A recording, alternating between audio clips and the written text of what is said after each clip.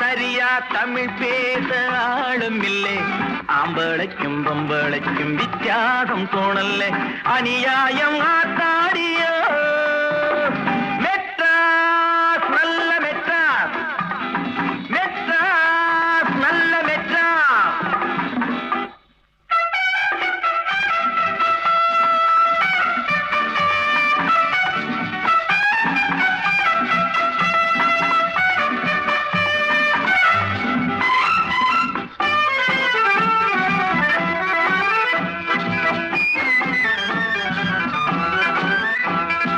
வீட்டுக்கட்டு கணக்காக இங்கே வீட்டை கட்டி இருக்காக, வீட்டை